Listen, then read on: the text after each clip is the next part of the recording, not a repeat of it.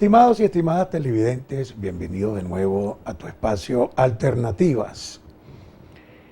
Hoy vamos a dedicarle el espacio a la investigación científica. Vamos a denominarlo vivencias de la investigación en la sociedad. Nos complace tener en el estudio al doctor Tomás Solano, profesor del doctorado en Ciencias Administrativas, y podemos incluir a educación en la Universidad Nacional Experimental Simón Rodríguez, en varios núcleos. Él es TCU en Administración, pues fue graduado en Administración, mención Recursos Humanos, doctor en Ciencias Administrativas, bueno, y en un sinfín de extensiones académicas, investigativas, del cual podemos nominarlo como un gran precursor de la investigación y en tesis doctorales, si se quiere, en el país, y además, mucho más allá, pues, ha albergado sus planificaciones, sus vivencias, sus confecciones a nivel latinoamericano. Nos complace tener a doctor Tomás Solano, mi profesor, por cierto, fue de método 1, método 2, ¿verdad? Estudios independientes 2 y 3 en el doctorado de Ciencias Administrativas. Buenas noches, estimado doctor Solano. Muy honrado de tenerlo acá en el estudio y en Alternativas. Gracias, Santoro. Gracias por la invitación. Para mí este es un placer y un honor estar acá en tu programa, compartir estas vivencias de la investigación que de una u otra manera permean a la sociedad. Perfecto. Desde todo punto de vista, de tanto filosófico, epistémico, teórico, y sobre todo ese sentir humano que debemos estar presente en medio de todo este abordaje tecnológico que tenemos en la sociedad. Perfecto. Yo quería, si me lo permite, doctor, bueno, hablar de su persona, ¿no? Persona, es un gran baluarte dentro de la investigación doctoral, social en el país. ¿Dónde nació? ¿Dónde estudió? ¿Dónde empezaron sus primeras inquietudes? Pues en la administración, en la ciencia administrativa, metodológica y mucho más allá. Ok. Yo nací en Los Teques, específicamente en el Callejón Solano, de un barrio muy popular en Los Teques, Vigía. Nací en una casa muy humilde. Nací a través de partera. ¿Okay? Para mí eso es de orgullo. Primero porque yo creo que ahí empezaron mis primeras vivencias de enseñanza, de investigación. Muy interesante. Porque fui atendido por una partera y yo creo que el sentido común también origina un conocimiento científico. Y me recuerdo, después de todas esas anécdotas, que uno ve conocimiento basado en el sentido común. Y es una necesidad que tiene la sociedad y se van originando ciertos desarrollos. Claro. Y actualmente la mujer está bien atendida desde el punto de vista científico, ya con médicos especialistas en el área. Claro. Y fíjate dónde nace toda esta trascendencia, ¿no? Luego estudié en la escuela industrial, actualmente el ciclo de edificado Roque Pinto en Los Tec. Ah, ok, muy bien. Pasé luego a Colegio Universitario actualmente Utanca. Fui luego a la Universidad Nacional Experimental Simón Rodríguez, donde tuve grado de licenciatura y he hecho toda mi carrera académica de especialista, magíster y doctorado. Para mí es un gran orgullo haber hecho esa carrera allí. Actualmente estoy ahí desempeñándome como profesor dentro del área de las ciencias administrativas. Creo que es una forma de retribuir eso que me dio a mí la universidad en un momento determinado. Qué bueno. ¿Qué significa para el doctor Solano la Universidad Nacional Experimental Simón Rodríguez, que le ha dedicado tantos años y ha construido, confeccionado tantas investigaciones? La Universidad Simón Rodríguez para mí es una de las universidades pioneras en Venezuela. Inclusive es la universidad especialista en andragogía. Cuando no se creía en ese sistema educativo andragógico, la Simón Rodríguez apostó por ello. Y para mí esos principios filosóficos de origen de la Simón Rodríguez están marcando mi escenario dentro de la universidad, porque yo creo que el conocimiento es compartido, es participativo, y en esa adaptación no solamente es un facilitador, como lo llamamos nosotros los profesores, que tiene todo el conocimiento y el saber, sino al contrario, el conocimiento tiene que ser recíproco y es un intercambio de saberes entre los participantes y el facilitador. Claro. Y eso es uno de los escenarios donde origina la investigación. Las vivencias de los estudiantes, cada uno tiene un nivel de conocimiento que debe ser aprovechado por facilitador, de manera que permita extraer de ellos cada vivencia y hacer como una sistematización de saberes que permita posteriormente darle esa rigurosidad científica a través de un método específico, independientemente si es cuantitativo o cualitativo, pero que oriente el escenario para investigar. Perfecto. Si le podemos dar un introito del contexto de nuestro tema, vivencias de la investigación en la sociedad. ¿Qué definición le daríamos para empezar? Para mí la vivencia es parte de uno de los aristas de la investigación. Entiendo el ser humano como la base fundamental para investigar. Pero la investigación no solamente debe quedarse en el nivel académico, sino que tiene que abordar a los miembros de esa sociedad. Toda investigación nace de un requerimiento y esos requerimientos, esas necesidades están inmersos dentro de todos los factores que influyen en la sociedad. Y ahí consideramos lo que podemos decir los valores, antivalores, creencias, costumbres. La cultura en sí de una sociedad influye dentro de la investigación.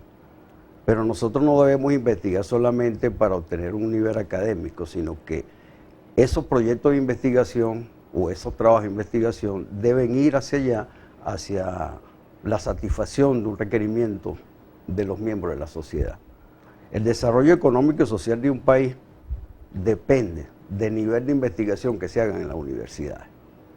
Y ese nivel de investigación debe estar acorde con todos los requerimientos de los integrantes de esa comunidad específica donde se va a investigar. Y esas vivencias nacen y se originan ciertos conocimientos que hay que absorber y transformarlo en un conocimiento científico. Nosotros hablamos de un pensamiento crítico, hablamos de un paradigma sociocrítico, donde debe haber una transformación, pero nosotros no podemos transformar si no escuchamos a los actores sociales. Por supuesto. Nosotros debemos primero escuchar a los actores sociales para luego poder construir. Los teóricos están allí, la bibliografía está allí, pero ¿cuándo vamos nosotros entonces a crear nuestra epistemología venezolana? Y la epistemología venezolana nace de allí, de los actores sociales. Perfecto. Concibiendo de sus percepciones, su nivel de racionalidad y una criticidad a todos los aspectos que forman las vivencias y la investigación. Es válida entonces una dialéctica construida desde la epísteme del investigador sobre un marco teórico, es decir, tratar de mejorar esa fundamentación o esa matriz teórica bibliográfica que pueda servir de base en un asunto de investigación. O sea, esa dialéctica tiene sus límites. Ese pensamiento crítico sobre una base teórica tiene sus límites. Mira, yo creo que el conocimiento no tiene límite. Yo creo que el conocimiento no puede ser limitado ni sesgado. Eso va a ir presentando y va a haber flexibilidad, va a haber adaptabilidad de acuerdo a cómo se va presentando los hallazgos que se van obteniendo. Yo considero que la dialéctica dentro de una investigación, uno tiene una concepción filosófica preestablecida independientemente de una lógica objetivista, subjetiva o intersubjetiva, y bajo ese criterio debe desarrollarse. Y aquí me trae acotación algo, ¿no? Y que a veces yo utilizo como parte chistosa, pero que a la vez le pone ritmo a la investigación. Usted ve y escucha una canción de Ismael Rivera de esa de Zarza, donde dice, así se compone un son, y empieza a hablar de inspiración, un tema constructivo, también motivación. ¿Y qué es la sociedad? Una inspiración. Y hay muchos temas constructivos. Y todo el mundo siente una motivación por investigar. Pero esa motivación va a depender de la razón del investigador y de la percepción y las emociones. Y en ese cruce entre la razón y las emociones, conseguimos esa evidencia empírica que nos va a ayudar a nosotros a construir la investigación. Perfecto. ¿Cuál es la diferencia de una investigación de cuarto nivel o a entrar a un quinto nivel a nivel doctoral, básicamente? En el quinto nivel hacemos una producción de conocimiento, innovamos, establecemos algunas debilidades y esas debilidades podemos corregirlas a través de la producción de un conocimiento. Pero también podemos conseguir una fortaleza y esa fortaleza pudiéramos nosotros aumentar el nivel de utilidad de ese conocimiento. Cuando vamos a los estudios de cuarto nivel vamos a una aplicabilidad de algo, de solución de algo, de un momento determinado para solucionar un problema existente de un fenómeno estudiado. En ese estudio de quinto nivel producimos, y yo digo que producimos y ahí es donde van a ser, y estoy convencido que nosotros venimos construyendo una epistemología organizacional de mucha gente buena, de diferentes universidades del país que han construido un conocimiento y que yo creo que ese cúmulo de conocimiento, si nosotros llegamos y empezamos a trabajar con ellos, podemos ya no citar teóricos ya famosos, podemos citar a Santoro, que hizo un trabajo de investigación en un momento determinado y que permea mi investigación. Así vamos nosotros construyendo. Porque la investigación últimamente la hemos hecho desde estudiar al teórico que existe. Sí. Pero ¿por qué nosotros no utilizamos otra forma de investigar? Y entonces cuando nosotros hablamos vivencia de la investigación en la sociedad, hay otro escenario donde se puede enmarcar este tipo de investigación. Vamos a esa vivencia, vamos a descubrirla, bajo un criterio de racionalidad, bajo un sentimiento, bajo una identificación. Y yo siempre parto del hecho de lo que decía Ekin en algo muy importante. Hay una identidad, hay unos rasgos de identidad y hay una naturaleza y una autonomía. Y esos 4 elementos dentro de la investigación son necesarios mantenerlos. Y para mí, en Venezuela hay una identidad muy marcada y hay una naturaleza muy marcada. Claro. Y tenemos principios autónomos de funcionamiento para el conocimiento. Doctor, no, tenemos que irnos a identificar este canal televisivo. Y ustedes nos han profesado a nosotros el hecho de acudir a Bibliografía Nacional. Y me llamó mucho la atención ver tantos componentes de asuntos de investigación de nuestros compañeros doctorales, no solamente en la Universidad Nacional Experimental Simón Rodríguez, sino en otras, y he visto muchos enfoques cuantitativos y cualitativos. Al regreso vamos a analizar justamente esos enfoques cuantitativos y cualitativos y la diferencia entre una y otra en la investigación. Ya regresamos con el doctor Tomás Solanos.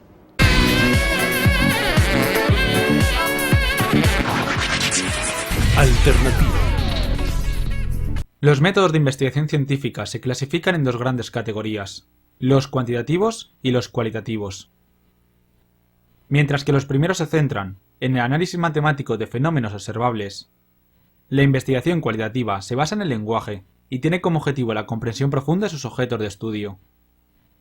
Las diferencias entre la investigación cualitativa y la cuantitativa se dan en muchos aspectos distintos, desde las metas y aplicaciones de los estudios hasta sus propiedades psicométricas. Cada uno de ellos tiene a su vez ventajas y desventajas que lo hacen más apropiado en determinadas circunstancias.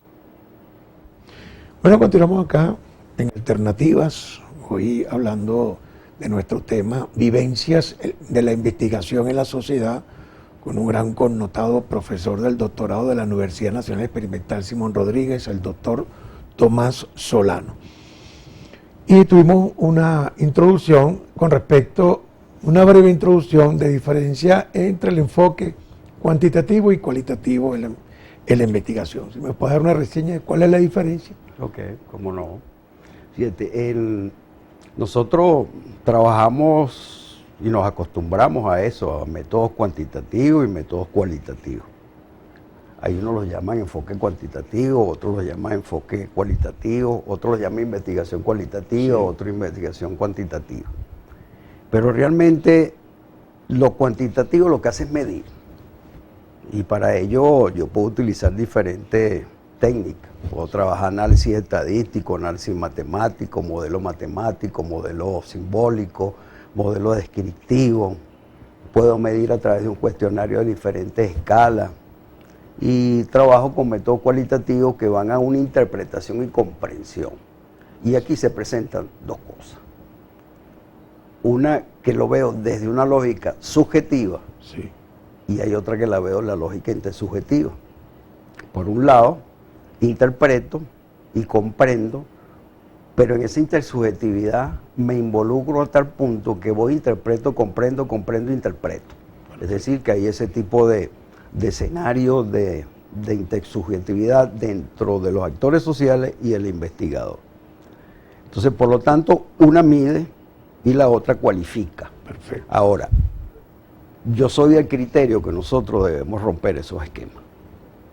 Nosotros debemos ir a lo que yo llamo, y mucha gente me critica porque yo trabajo con una lógica complementaria. Sí. Y es que para mí la complementariedad es combinar lo cuantitativo y lo cualitativo, y lo cualitativo y lo cuantitativo.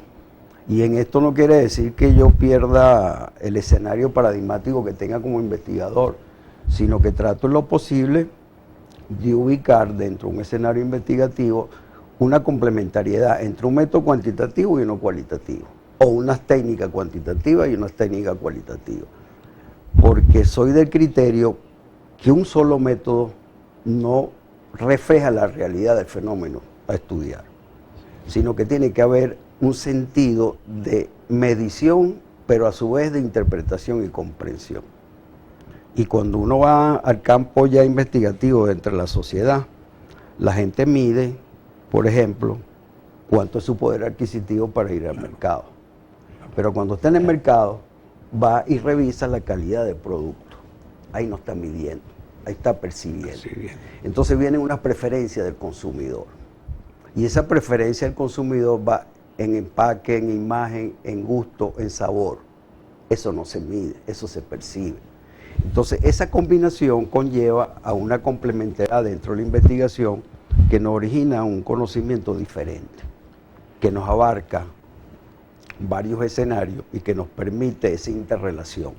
Y esa interrelación aquí se trabaja con sujetos muestrales o con actores sociales que nos permiten de una u otra manera indagar a profundidad ese conocimiento. Claro. Si llevo esto a la vida cotidiana, yo debo ubicarme dentro de esos actores sociales que están allí. Perfecto. Porque cuando hay un estudio, por ejemplo, digamos, de los índices de violencia contra la mujer, no solamente es cuantificar cuántos delitos se cometieron, sino cuál es la razón que están influyendo allí. Y ahí entran otros aspectos de antivalores, de creencias, de mitos que todavía se mantienen dentro de la sociedad y que hay que eliminarlo, hay que erradicarlo. Claro. Pero ayuda a complementar esa investigación. Entonces yo puedo atender la causa de ese fenómeno. Por ejemplo, yo puedo trabajar a Michel Foucault, donde trabaja un método arqueológico que va a la causa origen de ese fenómeno social. Pero también pudiera ir y trabajo con un planteamiento de Comte donde dice que hay la objetividad para medir y cuantificar el hecho social. Claro. Pero hay una falsedad y una verdad sobre lo que yo presumo que existe. Entonces esa complementariedad pudiera trabajarse. O es un criterio muy personal como investigador. Yo respeto y mantengo que existe método cuantitativo y cualitativo y que desde el año 2009 viene agarrando un poquito de ajo esta complementariedad e inclusive hay conferencias a nivel mundial donde se reúne un grupo de teóricos donde empiezan a defender la complementariedad como un método de aplicación. Yo he aplicado estos métodos de complementariedad en varias investigaciones que han originado cierto efecto positivo dentro de la sociedad. Y hasta ahora lo he comprobado. Claro. Yo considero que bajo ese horizonte nosotros deberíamos trabajar, no solamente ir diferenciando método cuantitativo, método cualitativo, sino que también pudiéramos ir abarcando ese panorama. En en la investigación doctoral ha tenido la oportunidad de ser jurado o tutor de la aplicación de un método complementario. Bueno, yo sé que sí, yo asistí a una, ¿no? Pero ¿cómo lo han visto los otros cojurados en el sentido de no creer en este método de la complementariedad, si se quiere decir así? Sí, bueno, ahí sí he sido tutor de algunas tesis doctorales bajo esta lógica. Es más, la segunda tesis doctoral en ciencia administrativa del núcleo de Los Teques fue tutoriada por mí bajo una lógica complementaria sobre una organización específica donde se trabajó con ella. Hay otras tantas por ahí que hemos llevado. Ha habido cierta resistencia porque a veces tenemos un criterio sesgado de la investigación y concebimos solamente que los dos métodos tienen que estar separados. Pero yo insisto. Que sería como una especie de regla, que los métodos sean no mezcolantes, ¿no? Es como una especie de regla, sí, como una norma. Una norma. Como una norma que quizás uno se ha formado con ese tipo de norma y no se atreve a salir de ese enfoque tradicional. Entonces, cuando uno sale del enfoque tradicional hay ciertos choques que de una u otra manera también perjudicamos al candidato a doctor, porque si el candidato a doctor tiene una visión epistémica marcada, conoce los dos métodos, nosotros deberíamos estar felices, porque quiere decir que durante su carrera, su carga académica, dominó los dos escenarios de investigación, y eso es muy importante. Interesante. Y allí entonces nosotros tenemos que abordar para ir a la innovación, ir a un nuevo conocimiento, al establecimiento de nuevas pautas de investigación. Hay confrontaciones en esa lógica, sí lo hay. Muchos autores inclusive dicen que no se puede complementar, que es una visión cuantitativa y visión cuantitativa. Lo he leído. Pero yo recuerdo, por ejemplo, lo que plantea Mario Bulle dentro de su escenario investigativo. Y en un axioma, el axioma 15, él decía que todo sistema social debe ser comprobado. Su horizonte era el método científico, pero sin embargo llegó al sistema social. Y de ahí se derivaron una serie de escenarios. E inclusive Etkin y Chavasquier trabajan con una visión compleja en las organizaciones, bajo una visión de complejidad, utilizando los dos escenarios. Es decir, analizo, interpreto y comprendo. Entonces es hora que nosotros, como tutor, como jurado, demos esa amplitud al que está haciendo su investigación, le demos libertad, que sea él quien haga su innovación, que trabaje con su iniciativa. Nosotros somos solamente mediadores de ese camino. Claro. Que llegue el momento, porque hay que defenderlo, es una tesis doctoral y bueno, entonces uno como tutor tiene que prepararse a defenderlo. Por supuesto. Es como ustedes cuando van a un tribunal, ustedes representan algo y tienen que defender eso. Bueno, así somos nosotros. Los intereses de que nos contratan. Claro. Cuando estamos en una defensa doctoral. Yo por lo menos, cuando voy a una defensa doctoral, me fascina porque es una convivencia de conocimiento y mientras mayor diferencia exista mejor, porque es donde nace el conocimiento. Claro.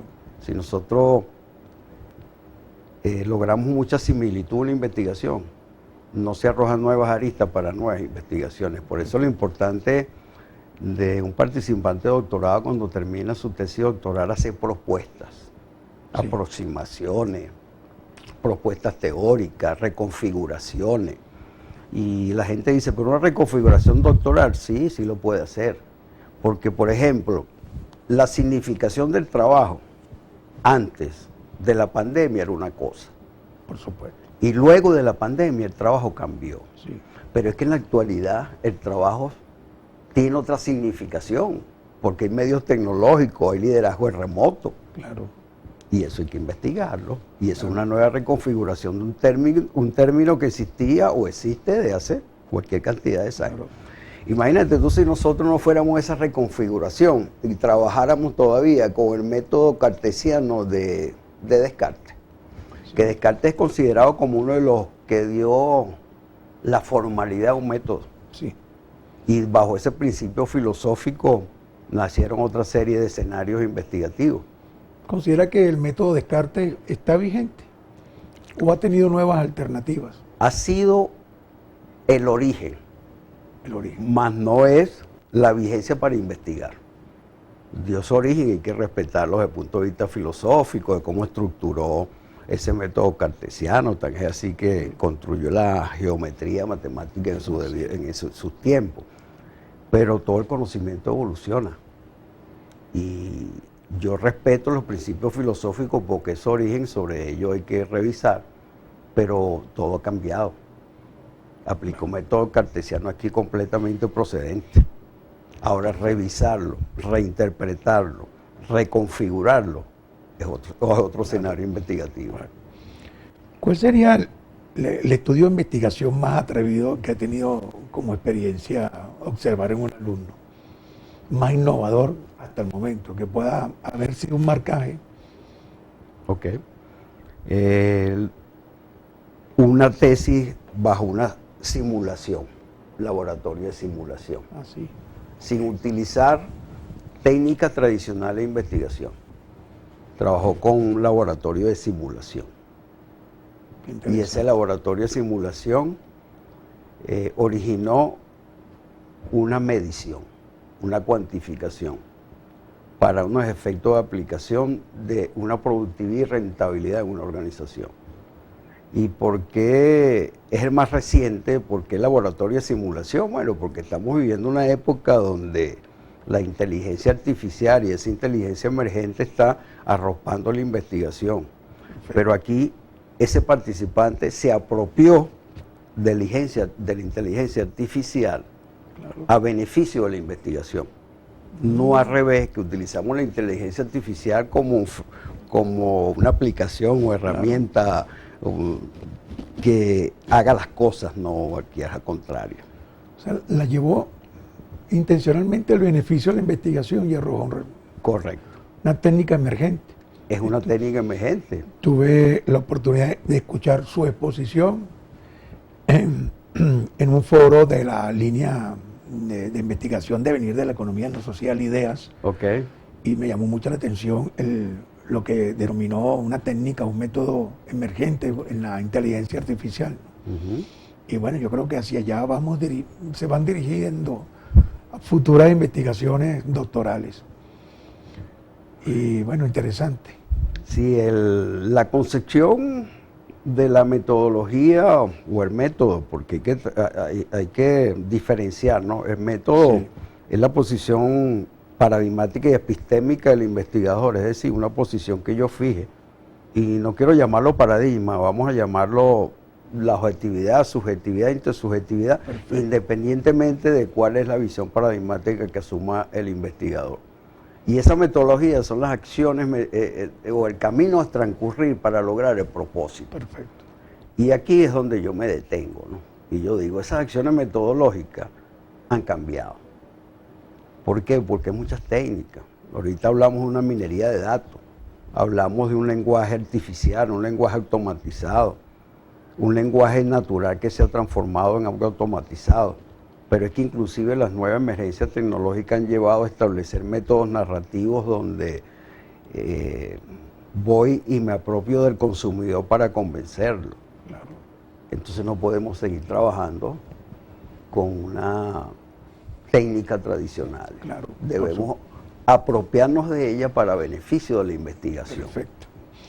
Doctor, ya estamos terminando este segundo corte. Yo quería expresar, es decir, el doctorado, bueno, aún no doctorante, el participante de un doctorado en un nivel y va a empezar bajo esquema su estudio de investigación. Entonces, los epístemes, los paradigmas, ¿qué consejo le daría, verdad, bajo su expectativa, experiencia, su sapienza y todo lo que ha aportado a la comunidad científica, qué consejo le daría a un investigador que inicia su asunto para su tesis doctoral? Ya regresamos con más de nuestro tema, vivencias en la investigación en la sociedad, con el doctor Tomás Solano. Ya regresamos.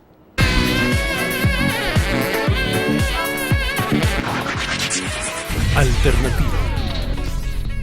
Bienvenidas y bienvenidos a nuestra primera sesión asíncrona, que será acerca de los paradigmas y los tipos de investigación. Recordemos el caso de Semmelweis. médico que estudió las causas por las cuales las mujeres morían de fiebres puerperales en la clínica de maternidad del Hospital de Viena. ¿Cómo crees que realizó él su investigación? ¿Qué consideraciones crees que tuvo presente? ¿Será la misma la investigación que él hizo, la misma que cualquier otra, o tuvo características particulares? Precisamente tratar de responder esas preguntas es lo que haremos en la sesión de hoy.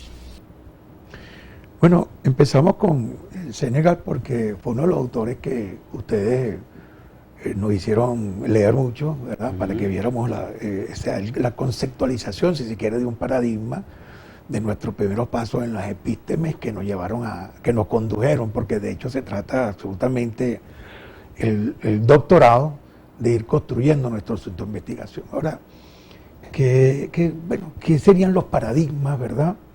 Los tipos de paradigmas, qué es la epísteme, qué es el ontoepistemológico, y todos estos elementos necesarios para el doctorante. Okay. Sí, mira, paradigma para mí es una creencia, es algo que marca la investigación.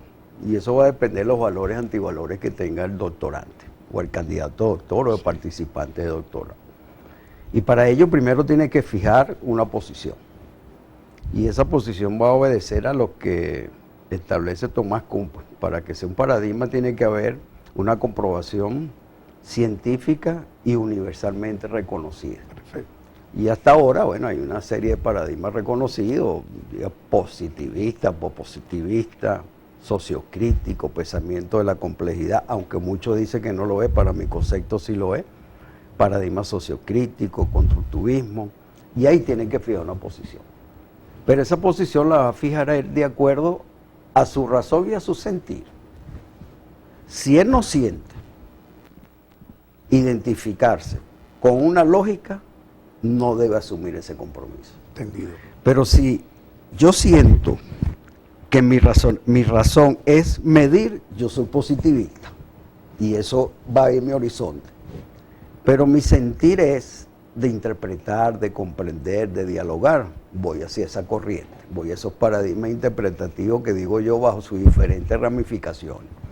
Pues a mí me decían, pero es que paradigma es uno, y no, espérate un momentico. El momento que yo interprete y comprenda, hay ramificaciones, y ahí conseguimos lo sociocrítico de Habermas, el pensamiento complejo de Morin, y varios escenarios y varios autores que están inmersos allí.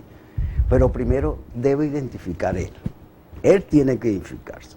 Y ahí es donde viene la visión ontológica del investigador. En este primer paso, ¿cómo el investigador puede llegar a concluir en qué me identifico como investigador?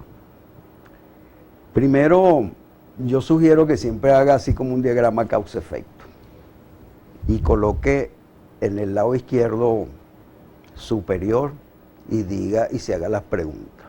¿Qué quiero conocer? ¿Cómo lo voy a conocer? ¿Cuándo lo voy a conocer? ¿Y cuál es la intención de conocer?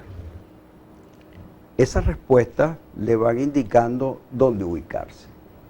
Y al lado de abajo coloque quiénes son los que van a participar en la investigación. Si son actores sociales o son los sujetos. Si yo quiero establecer una población o muestra, identificar de acuerdo a criterios de las teorías del límite para fijar la población, o quiero solamente una escogencia bajo unos criterios que fije como investigador. Ahí entra la primera posición. Cuando yo identifico eso, ya yo emocionalmente me motivo a realizar la investigación bajo ese esquema paradigmático.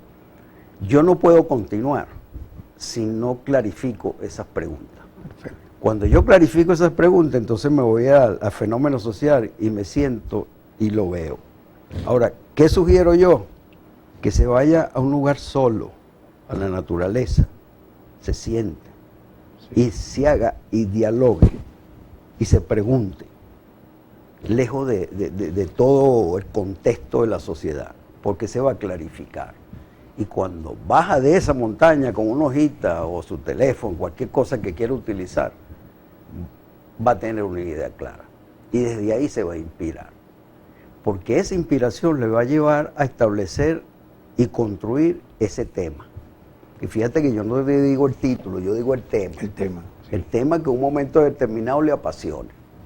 Y cuando eso lo apasione, ya hay significación de que tiene fijado su propia ontología. Perfecto.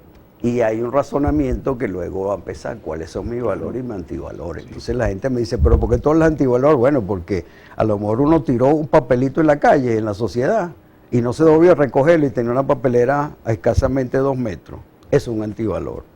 Eso también permea la investigación. Entonces yo tengo que ir chequeando y revisando cuáles son los antivalores que van a permear la investigación para separarlo. Claro. Sí, en el caso nuestro, didácticamente, nos ayudaste mucho porque cada quien te pasó su preproyecto, ¿no? Te lo estudiaste muy bien porque nos pasaste las primeras observaciones y después en clases, uno por uno, nos clarificaste con el campo. Yo entendí mi paradigma en el marco teórico de lo fenomenológico y holístico en el salón de clase porque me abriste esa posibilidad. Y es interesantísimo llegar a eso. ¿Cuándo llegará el título? Para el proyecto ya deberíamos tener el título diseñado. Sí.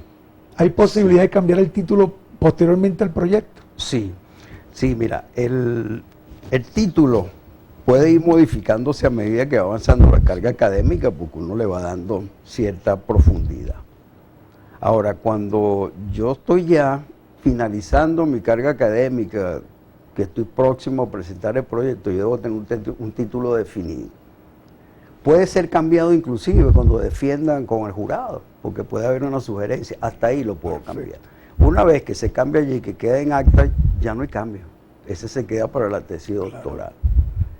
Ahora, ¿qué sucede con el título? Bueno, que nosotros a lo mejor bajo ciertos criterios, hay un profesor que lo ve de una manera, el otro lo ve de otra manera, el otro lo ve de otra manera, pero es que realmente el título lo va a decidir es el que está investigando.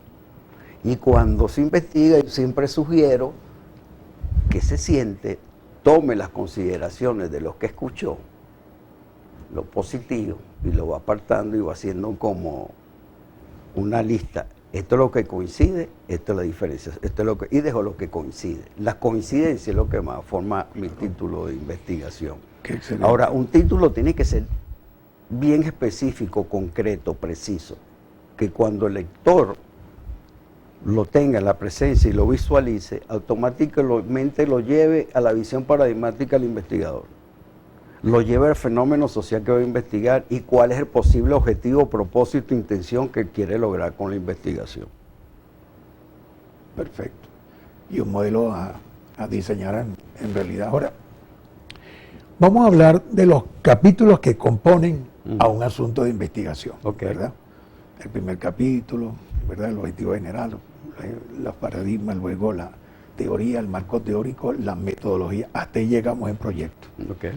Explíquenlo. Sí. Sí, el proyecto, como está concebido en la universidad, establece que hay 3 escenarios, 3 momentos, 3 capítulos para defender el proyecto doctoral. Uno que digo yo que es la contextualización de ese fenómeno que se va a estudiar o esa problemática que se va a investigar. En ese capítulo se debe profundizar sobre la motivación de la investigación. En esa motivación uno debe ser claro, preciso, profundizar en ese tema, luego ir a la definición de ese objetivo, ese propósito, esa intención que busca. Pero te voy a dar este dato. El objetivo es lo que yo voy a llegar en el último momento, capítulo de la tesis doctoral. Claro. Eso es lo que yo tengo que llegar. Entonces, el objetivo tiene que ser eso. Si yo voy a hacer proposiciones teóricas, entonces mi objetivo o mi propósito será construir proposiciones teóricas. Perfecto. Que si es cualitativo, obviamente los resultados no es la importancia, sino... Claro. Y entonces dentro de esos objetivos específicos, intenciones, propósitos, son las acciones metodológicas que yo voy a ejecutar. Porque si yo digo interpretar, comprender, en aquel marco metodológico yo tengo que guiar el escenario metodológico para interpretar y comprender. Claro. Pero si yo digo que voy a examinar, a determinar, un objetivo que va a las acciones metodológicas donde voy a cuantificar. ¿Viste? Claro. Hay una relación y Sí. esa relación es que yo debo buscar. Perfecto. Luego que tengo construido eso para mí es la parte, digamos, esencial de una tesis doctoral. Si yo inicio con debilidad allí, construyo con debilidad. Perfecto. Voy a esa justificación que establece las tesis doctorales, y en esa justificación tengo que darle una justificación social, una justificación académica, una justificación personal, y tengo que darle mucha importancia al beneficio para la sociedad de esa investigación. Y ahí entramos otra vez al tema de hoy, vivencia de la investigación en la sociedad. Por eso es que hay que darle esa amplitud de las investigaciones que van en beneficio de una colectividad. Entramos a ese capítulo 2 o momento 2 o escenario X, como lo vayan a llamar, donde revisamos esa área teórica. Ahora tengo yo que ir a una revisión exhaustiva de lo que llaman el estado del arte, donde tengo que revisar qué antecedentes o precedentes de investigación ha realizado.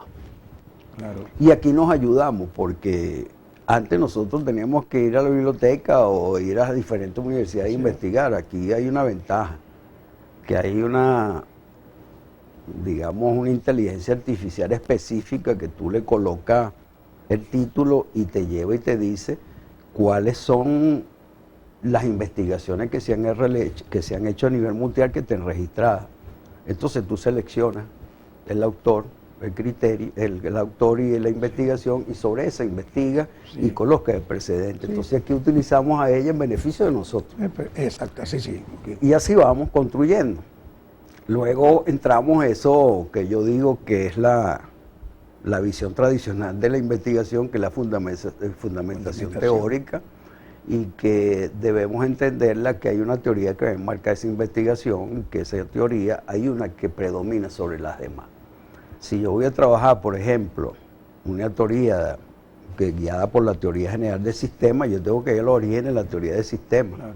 Entonces a veces nos quedamos nada más con la teoría del sistema en los años 60 de Bentham Alfie, pero resulta que la teoría del sistema nació en los años 1870, Sí. y hay una evolución de esa teoría. Sí. Pero no podemos quedar ahí nada más, porque resulta que también hay perspectivas sistémicas. Entonces esas perspectivas sistémicas complementan a la teoría general. Sí. Entonces yo hago un breve desarrollo de esa teoría en el proyecto doctoral. No tengo por qué ser tan detallista, solamente enuncio la teoría que va a enmarcar. Perfecto. Entro a ese tercer escenario, bueno, ahí tengo que colocar las bases legales, las bases jurídicas que Sí, enmarcan por la supuesto. investigación obligatoriamente. Por supuesto. Y luego voy a la parte metodológica, que es donde entra el 70% de éxito de una tesis doctoral. Por supuesto. Porque si usted dice que va a trabajar con el método fenomenológico, o el método hermenéutico, o el método arqueológico, los autores no dijeron cómo. No hay una receta, no hay una guía. Usted tiene que construirlo.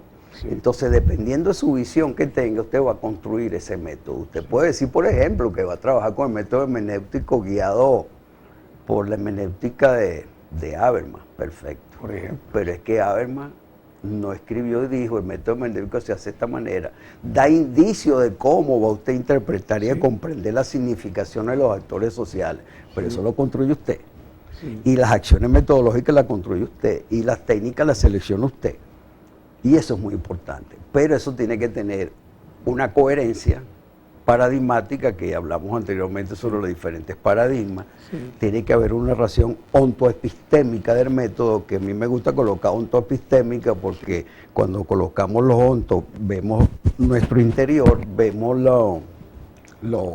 lo que está sucediendo en la sociedad, el contexto de ese fenómeno, cuál es la realidad de ese contexto, pero a su vez vemos la epistemología, quién ha escrito sobre ello, bajo qué concepción la voy a ver, bajo qué lógica voy a considerar la investigación. Entonces reúno la visión ontoepistémica del método. Hay la parte axiológica, que tiene que ver con los valores, pero el momento que yo veo y reviso el contexto de la sociedad, también estoy inmerso dentro de los valores y los antivalores, y voy descubriendo y voy desarrollando ese escenario metodológico. Hasta ahí llegamos nosotros, el proyecto doctoral. Ahora, Esa coherencia entre la metodología tiene que ver con los propósitos generales y los propósitos específicos. Por supuesto. A veces me dicen a mí, pero es que tú eres demasiado práctico, es que yo soy doctor en ciencia administrativa, entonces yo tengo que buscar la utilidad de la ciencia administrativa. Entonces usted se toma y separa el objetivo general y digo, si esto es que voy a medir, entonces mi método tiene que ir a lo cuantitativo y mis técnicas tienen que permitirme la cuantificación. Perfecto. Llegamos a vivencia nuevamente. Llegamos a vivencia Lleva la nuevamente. práctica, la experiencia. Y es verdad, esa coherencia debe ser perfecta.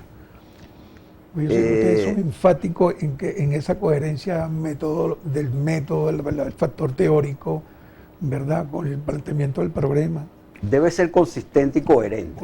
No perfecta, sino consistente y coherente, y que vaya por un mismo horizonte. ¿Cuándo sería débil esa coherencia? Cuando no tengo la visión paradigmática y epistémica clara. Perfecto. Cuando no descubro dentro de mi motivación de investigación realmente cuál es mi intención de investigar. Ahí pierde totalmente la coherencia. Ahí a veces empezamos a hablar o a la narrativa cuando escribimos y empezamos a presumir, y cuando presumimos hablamos de una objetividad. Y cuando vamos a la metodología, entonces hablamos de interpretar. Ahí hay un choque. Perfecto. Hay un choque. Ahora, si yo trabajo con un escenario complementario es diferente. Mi narrativa va hacia los dos escenarios. Interpreto, comprendo, analizo y construyo. Perfecto. Interpreto, comprendo, analizo y construyo. Está dentro de una lógica complementaria. Pero si trabajo con una visión paradigmática, interpreto y comprendo. Ok. Y propongo, o enuncio, o develo. Perfecto. Pero en el otro escenario, entonces determino, construyo dentro de una visión ya positivista. Claro. Ya es una visión positivista. Completamente. Perfecto. Si entramos en el momento 4. Cuando entramos en momento 4, yo digo que es lo más sabroso. Porque ya uno le aprobaron el proyecto doctoral. Y al aprobar el proyecto doctoral ya tiene un camino hecho. Ya es al campo de aplicación. Como ya hay una visión clara de las técnicas que voy a utilizar, entonces voy a extraer la información. Vamos a nuevamente identificar. Okay. Y al regreso hablamos de ese momento tan congruente que es el momento 4 en el asunto de investigación. Ya regresamos con nuestro tema, vivencias en la investigación en la sociedad, con el doctor Tomás Solano. Ya regresamos.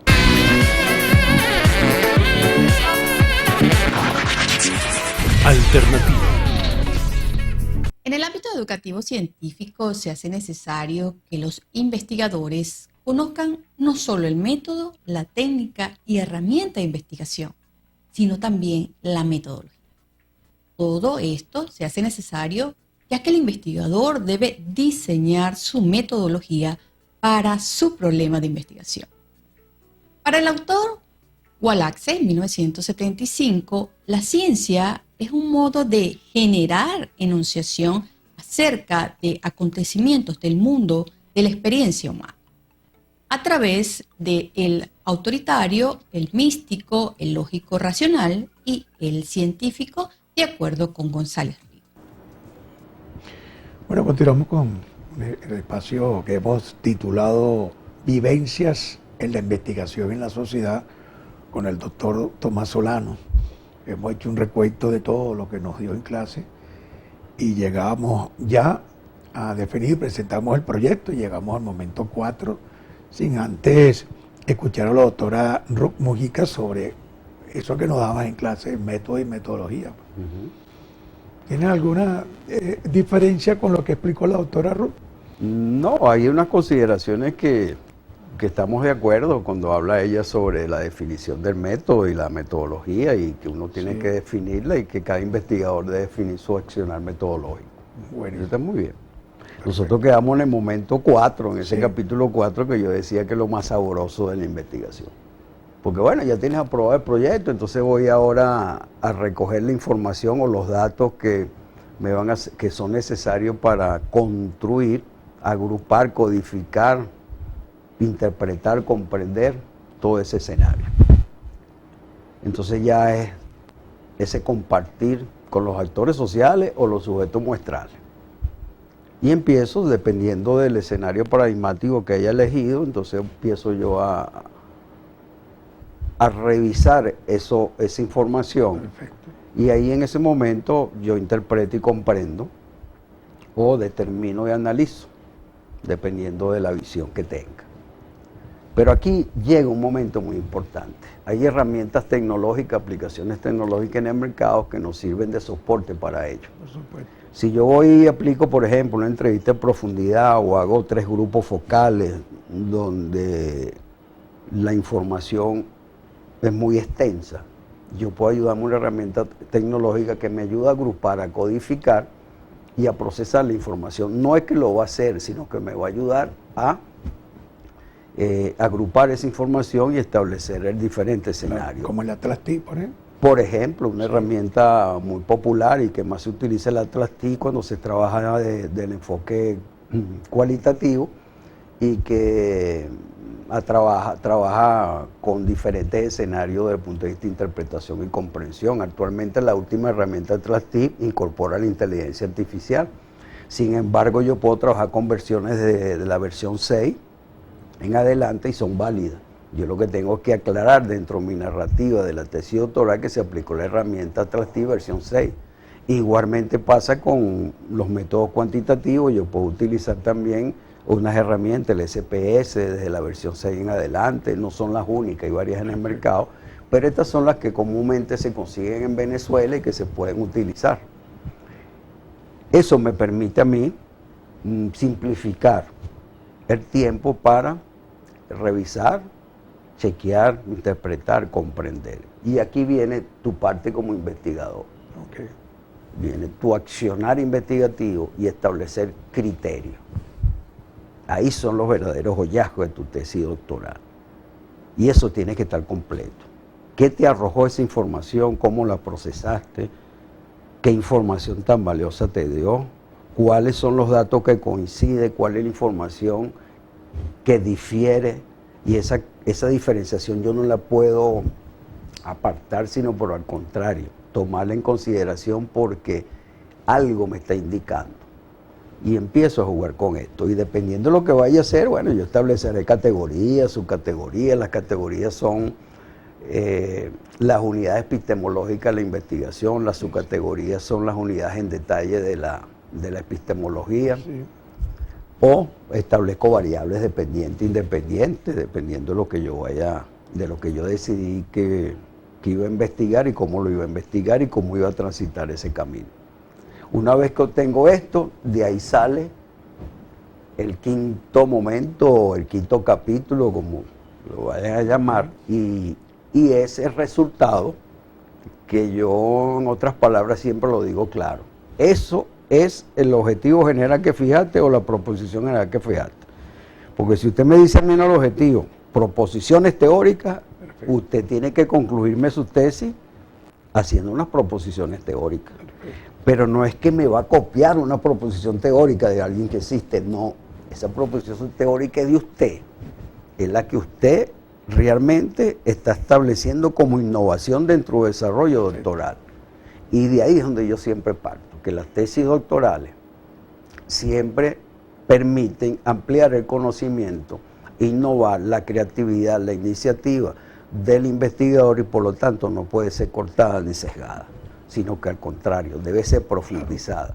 Porque cuando yo tomo ese conocimiento y lo llevo a la sociedad, significa que me va a cubrir un requerimiento de esos integrantes de la sociedad y que de una u otra manera construye la epistemología venezolana. Si yo tomo las diferentes proposiciones teóricas, los constructos teóricos, las innovaciones, las diferentes tesis doctoral venezolanas, yo establezco una base de datos de una epistemología nueva, de una epistemología emergente y que conlleva a una identificación, a una autonomía y a una naturaleza propia del sentir venezolano. Excelente. Entonces, bueno, vivencia de la investigación en la sociedad. Y el capítulo sexto, ¿verdad? Tiene una diferencia entre lo cuantitativo y lo cualitativo, es decir, tiene que haber un resultado. Los resultados deben ser tal cual te lo propusiste. El capítulo 6 es una referencia final, unas reflexiones finales. Okay. Lo que llamaban comúnmente conclusiones y recomendaciones. Aquí tú vas a hacer unas referencias finales que es tu pensamiento de lo que originó toda esa investigación, que te dejó. Y ahí a veces yo también trato de incluir, cuando voy a la justificación que hablo de lo académico, yo puedo hacer una reflexión final desde el punto de vista académico. Perfecto. Como también puedo hacer una reflexión final desde el punto de vista social. Como también puedo hacer una referencia desde el punto de vista personal y establezco unas reflexiones finales. Perfecto. Ahora, aquí nosotros hicimos quizás una norma, una costumbre, de que la estructuración de la tesis deberían llevar capítulos, momentos, escenarios, cuando son enfoques diferentes. Realmente no hay una normativa establecida que si yo trabajo con lo interpretativo, coloque momento, escenario. Yo puedo colocar capítulos. No hay ninguna norma que me diga a mí que no. Sí. Ahora, que hicimos esa costumbre, chévere, para diferenciar de algo que en un momento determinado empezamos a criticar desde que vimos una nueva visión de que solamente positivismo no tenía el uso de la verdad, sino que había otros escenarios investigativos y empezamos a apartarlo. Y vuelvo a entrar yo en ese nuevo escenario otra vez. Sí. ¿Y de dónde sale la inteligencia artificial? ¿De qué paradigma? Del positivismo. Del positivismo. Claro. Entonces yo digo, mira, entonces no podemos seguir apartándolo si no está ahí. Claro. Ahora, que tiene que ser complementado, que no es la visión cuando creó Conte por ahí ese positivismo, sino que tiene que haber un abanico, un escenario completamente diferente. Claro. Perfectamente de acuerdo. Con la llegada del postmodernismo, de la inteligencia artificial, si hay un punto de diferenciación en una tesis actual con la inteligencia artificial y una tesis presentada hace 10 años, como es el 2014, que había una imagen por ahí. O sea, ¿cuál sería ese punto reflexivo en la utilización de la inteligencia artificial en una investigación actual? La diferencia va a estar en la utilización de la inteligencia artificial bajo el principio ético del investigador. Muy bien. No se trata de chatear con la inteligencia artificial y copiar lo que ella dice, sino aquí se trata es de tener un pensamiento crítico, reflexivo y aprovechar lo que ella dice y verificar si es cierto o no. Y en la medida de lo posible ir e indagar a los orígenes de esa información. Porque ella te va a dar una información muy valiosa, pero bajo los criterios del investigador es que la va a aprovechar. Y de ahí donde yo digo que la tecnología debe ser utilizada por el ser humano para aprovechamiento de la sociedad. Claro que sí. No depender de la tecnología para andar. Claro. Entonces aquí entran todas esas contradicciones de que no andamos sino el teléfono en la calle, que cruzamos el paso de peatones con el teléfono. Es porque ella se está aprovechando de nosotros. Sí. Pero si nosotros lo hacemos al revés y tomamos ese medio de la telefonía móvil y empezamos a enseñar desde muy temprana edad de la utilidad de eso para investigar, para razonar, Claro. para pensar, las cosas cambian. Entonces hay diferencia en esos dos tipos de investigaciones. No es igual hacer una investigación bajo aquellos criterios que vemos que hacer los manuales en establecimiento de cuadros, a utilizar las diferentes herramientas tecnológicas que nos permite uno graficar, diagramar, darle una mejor presentación a los trabajos doctorales, se visualizan de mejor manera, se plasma mejor la información, hay mayor colorido, hay mayor interpretación, hay mayor comprensión. Perfecto. Profesor, ya para terminar, quería que nos diera su punto de reflexión sobre la creación de ideas, ¿verdad? La experiencia entre línea de investigación de venir de la economía en la sociedad, al cual yo pertenezco con ustedes, y bueno, y una reflexión final sobre este contexto de hoy. Ok. Mira, la línea de idea nace desde una necesidad y requerimiento de los participantes de la Simón Rodríguez de Núcleo de los Teques. En el área de administración no había línea de ese tipo, y la doctora Marina Espaez, mis saludos si nos ves allá del exterior porque Saludos, ella ya está doctora. jubilada, Sí. ella se sentó un día y en el café y empezamos en un café y nos planteó una idea un grupo de profesores que estábamos haciendo vida allí en el núcleo, y nos planteó eso. Bueno, nos pidió las credenciales, nos pidió todo, pues. Nosotros se los entregamos y ella empezó a construir eso. La línea fue aprobada y fue institucionalizada por la Universidad Nacional Experimental Simón Rodríguez a través del Decanato de Educación Avanzada y de la resolución de la rectoría.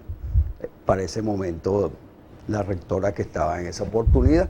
De ahí empezamos a trabajar con la investigación y empezamos a trabajar con pregrado. Luego trabajamos con las especialidades de estudios de cuarto nivel, que era lo que existía. Traen la maestría y doctorado y bueno, continuamos nosotros nuestro desarrollo.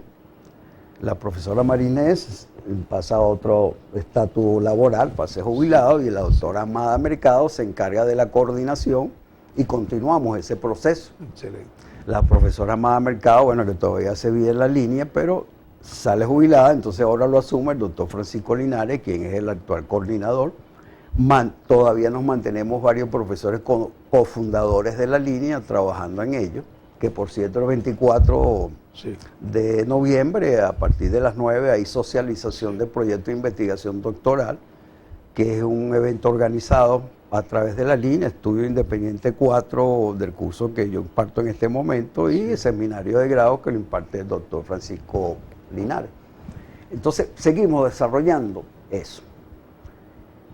¿Cuál es lo importante de la línea de investigación?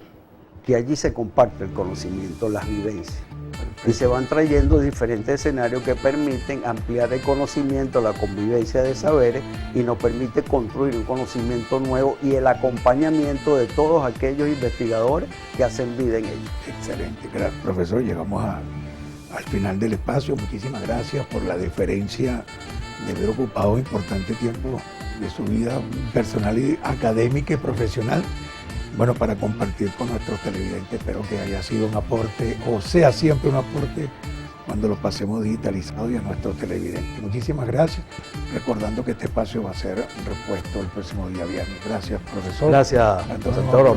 Muy amable, y gracias por la oportunidad. Para mí, te digo, es un placer y un honor estar en tu programa y haber compartido esta tertulia tan amena. Claro. Porque yo siempre he dicho que el conocimiento siempre es ameno. Claro. Y cuando está uno con personas que uno le tiene aprecio aún más. Claro, entonces gracias a la Universidad Nacional Experimental Simón Rodríguez por hacer posible esta entrevista. Hasta una nueva oportunidad.